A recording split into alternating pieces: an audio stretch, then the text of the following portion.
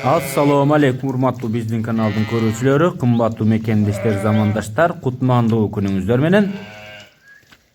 Бул чыгарылышта биз сиздерге экран астында турган коозулуу кызыл кара койлорду чагылдырабыз туугандар. Кулак кагыш, көрүп алыңыздар. Бул койлор сатылат, коозулар менен биргеликте. Анда эмесе алгач так адрести айталы. Учурда бул койлор Баткен облусунун Лейлек районунда турат. Айта кетчү нерсе, 2 тиштен 6 тишке чейинки койлор, мындайча айтканда 1 жаш, 2 жаш, 3 жаштагы койлор.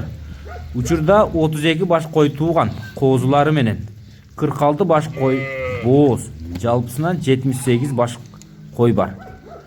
Баасына келсек, коозулуу койлор коозусу менен биргеликте болоор жери, жакын жери 21 000 деп айтып кетти эсе. Ал эми бооз койлор болсо, болоор жери, жакын жери 19 000 сомдон. Караңыздар.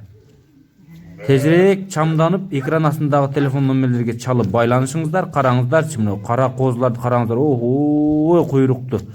Кызыл коозуларды караңыздар. Көрдүңүздөр да. Эми койлорду караңыздар. Кызыл кара койлор. Көбүнчө кызыл койлор экен. Куйруктары жакшы. Тик көтөрүлмө, ортосунан бөлүнгөн куйруктар.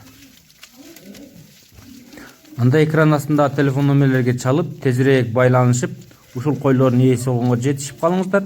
Дүң баада сатылат.